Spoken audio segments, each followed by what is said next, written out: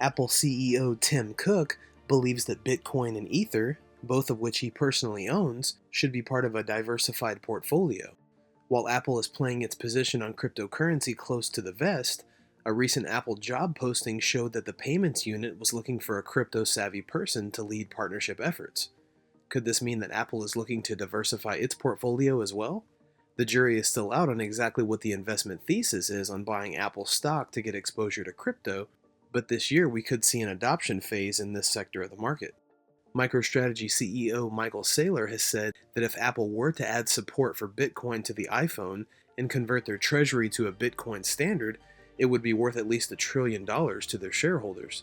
Let's listen to Tim Cook as he gives us his take on Bitcoin and Ethereum, as well as the cryptocurrency market as a whole. Don't forget to like and subscribe if you like the content we do here on this channel. Let's get right into the video. What's your thought on cryptocurrency right now, and potentially either accepting it through Apple Pay or otherwise? I would sort of characterize it as there are things that I wouldn't do, like our cash balance. I wouldn't go invest that in crypto, not because I wouldn't invest my own money in crypto, but because I don't think people buy an Apple stock to get exposure to crypto. And so if they want to do that, they can invest directly in crypto or through other means. And so I wouldn't do that. But there are other things that we're definitely looking at. Do you own crypto, any Bitcoin or Ethereum? Would you play around with this? I do, yeah. I think it's reasonable to own it as a part of a diversified portfolio. And I'm not giving anybody investment advice, by the way. When did you get interested in it? I've been interested in it for a while. And I've been researching it and so forth. And I think it's interesting. A lot of people, I don't know if you've talked about this publicly before, are people going to say that you're a Bitcoin bull? I don't know what they're going to say. I don't want to put any labels on me. It's just that it's something that from a personal point of view, I'm interested in. A lot of people talk about NFTs in the context of VR and AR. We just heard from Facebook and Microsoft getting into the metaverse. What did you think of those announcements, and how does Apple think about it? We've always said that AR is a core technology, and it's a technology I get super excited about. And I think it's profound in terms of the things that you can do with it and the enhancement to people's lives and the improvement in people's lives. But humanity has to be at the center of it. It's like any other technology. It has to be about humanity and helping humanity. And so you can bet that the way that we look at it is like that. It's an area of great opportunity, I believe. But do you think that there will be a day where we'll all wear, VR goggles and live in a digital universe? I think there has to be advancements in technology that are beyond what is possible today. But I get back to AR today is alive and well. We have the largest AR platform on iPhone. And you can do things today that a few years ago you couldn't imagine doing. Like if you're shopping for furniture, you can look at the new sofa in your room. If you're designing a home or designing a home for someone else, it's a great use of AR.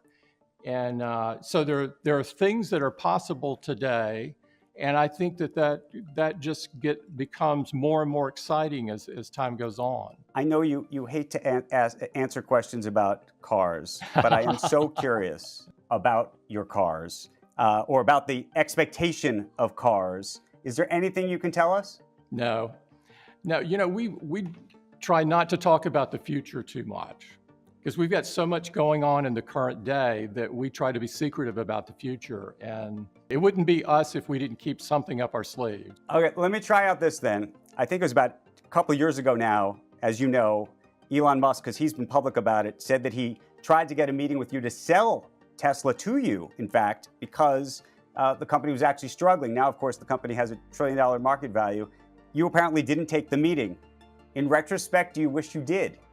I've never spoken to Elon. There are lots of companies out there that we could have bought at different times, probably. But I feel really good about where we are today. And did you know he was trying to get to you? I don't remember it being like that, but he said that he did, and so I assume that that's correct. Let me ask you about your role as a CEO, because you've been very outspoken on a lot of issues. And I think a lot of leaders and the public are trying to understand the role that corporations should play today, when corporations feel that they can speak out and take a side, if you will, and when they can't, and how you think about that. I think about not wading into politics, but sort of sticking to a lane on policy. And, Apple is probably one of the very few medium or large companies that doesn't even have a PAC. And so we try to steer clear of the politics on something and focus on policy. And if it's a policy that intersects with our values or intersects with our company in some way, the likelihood that we're going to speak up is great. If it doesn't intersect, if it's something that we would just be another voice out there and not have a unique perspective to bring, then we don't say anything. But we're sticking to the policy elements of that, not the politics of it. But what happens when, of course, the policy intersects with the politics of it all, right? Well, I think sometimes that you can't prevent that in today's environment, but at least our hearts and minds are around the policy. When something is important to you, you have a responsibility to say something. I think that we have a responsibility as a business to do business in as many places as we can. Because I think business is this huge catalyst. I believe in what Tom Watson said, is world peace through world trade. I have always believed that. And so I think we should be about, not pulling up the drawbridge, but we should be about building the bridges. And so I think that's key for business. And in terms of what we speak up on some privately, we speak up on some publicly. We do it in different ways. You have to get your head around, when you're operating outside the U.S., in any country in the world, that there are different laws. And so that's part of both the complexity and part of the beauty of the world. Are there red lines for you? And the reason I ask is I absolutely agree that getting a seat at the table matters. And it's very hard to have a seat at the table if you're out there screaming from the sidelines at the same time. But trying to figure out the right balance, especially if you don't feel like your voice is being heard inside the room.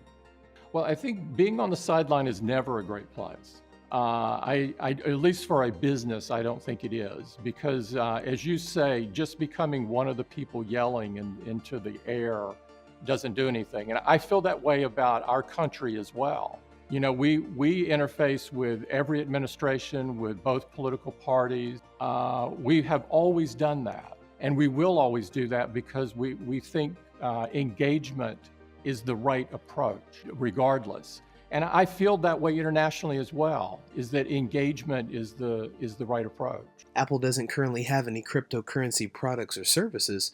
It does allow crypto wallet apps on its iPhone App Store, but it also prohibits mining apps.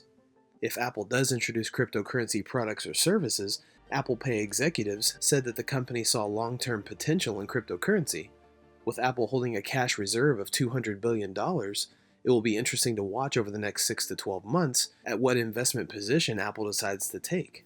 Cook maintains that his endorsement of cryptocurrencies is not investment advice. The current volatility in the crypto market suggests that we could see some major price action happening soon. What do you think about Tim Cook's interview on cryptocurrency? Comment down below. Don't forget to like and subscribe. This is Library of Wealth. We'll see you in the next video.